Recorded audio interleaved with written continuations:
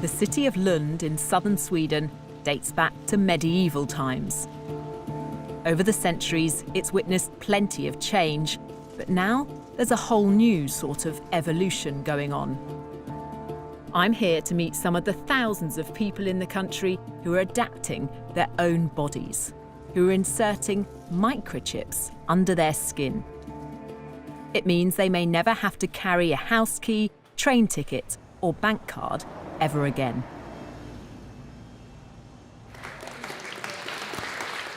This is a microchipping party.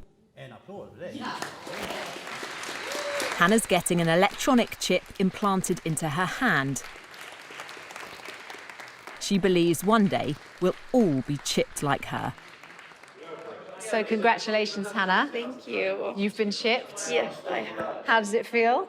It feels good. I'm excited to see what I'll be able to do now. Can I touch it? Yeah, you can feel it there. I feel like this is the future. It's the next big thing that's gonna happen.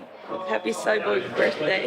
Happy cyborg birthday to you. Thank you. Congratulations. But is this sci-fi fantasy or practicality? I want to know why anyone would want to do this. For this teenager, microchips, it seems, are in her DNA. Felicia is my daughter and I'm the father. So you're a microchipped family? We will become one now today. Magnus and his daughter Felicia have come here together tonight because they believe this is the future. You're going to have an upgraded dad. Yeah. As they say, it was good being a human, but being a cyborg is better. Didn't feel a thing.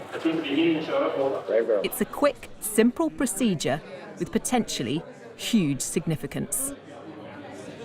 So you're officially part machine. How does it feel? This is awesome. How cool is that? Good job. Do you think in a few years' time, in a decade perhaps, we'll all have things like this? Yes, of course. I really do think.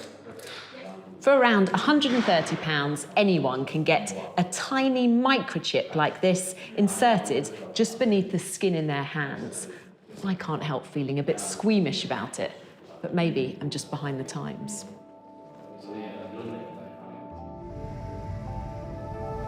It's the morning after, and I'm about to catch up with Felicia and her dad Magnus as they get to grips with their new existence. So when you woke up this morning, was it the first thing that came to your mind? How did you feel? I felt a little bit strange because now I'm a cyborg and it feels pretty cool. The chips in their hands use near-field communication, the same technology that allows you to pay with a contactless credit card. They can be read by a device like a smartphone. So here I've stored my business card on my phone with my details, phone number, email address, other stuff, blood group even. So what's the benefit of that? When I get customers or suppliers at work, they ask for my business card and I say, scan me. Aren't there risks involved in that as well? Couldn't somebody pass you by and take all that Scan me. information? Yes, it is in theory possible, but you have to be really, really close. But the main thing I think is that I choose myself what I want to store on this chip. The people I've met so far don't seem to have any concerns about blurring the lines between man and machine. Hannes has made it his mission to convince more of us to get microchipped. He's what's known as a biohacker, someone who wants to improve their body with technology. What's wrong with just having contactless payment cards? We've all got phones. We've all got a set of keys. What's the point? The point is to reduce the hassle of exactly these things. Isn't that just the ultimate laziness? No, it's convenience. And convenience is a pretty powerful force. I mean, in the morning, every morning, when you stand there, going out your front door, you check your purse or your pockets. Okay, do I have my wallet, my charger, my keys, my phone, all my stuff? What if you could reduce that by half? It would declutter your life.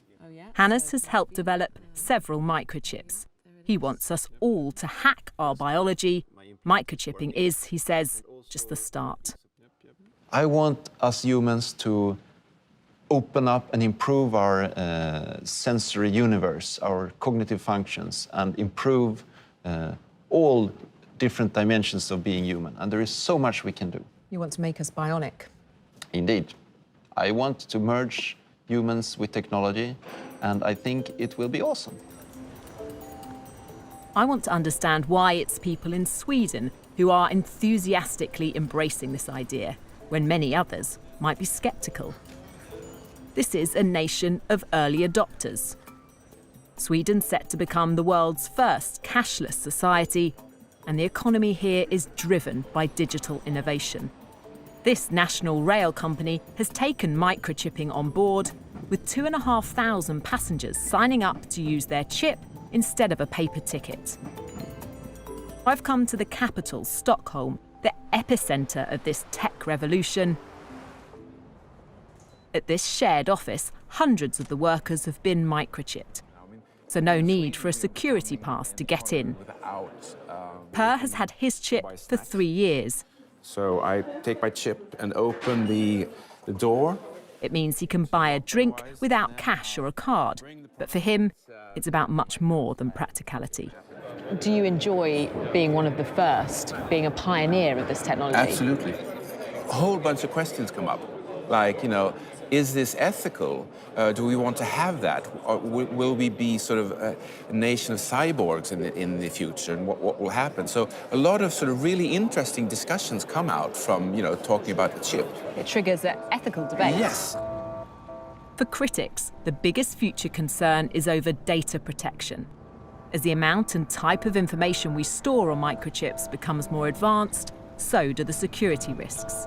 Ben Libberton, a British scientist working in Sweden, wants to know who will have access to the data stored inside and what they could do with it. So I have the information in my chip now. That's basically just me. If I don't use it for anything, then no one can really get any data on me.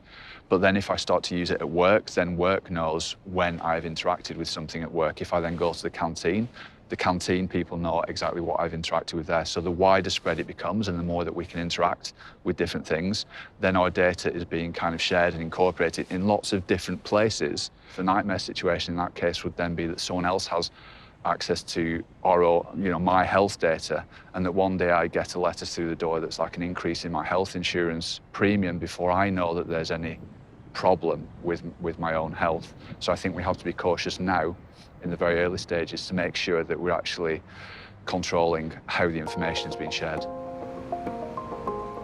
For now, it seems to me, what the chips can actually do is fairly limited. But the people I've spoken to are convinced that this technology will, one day, change the way we live. That in the future, we will all be chipped. And they are leading the way.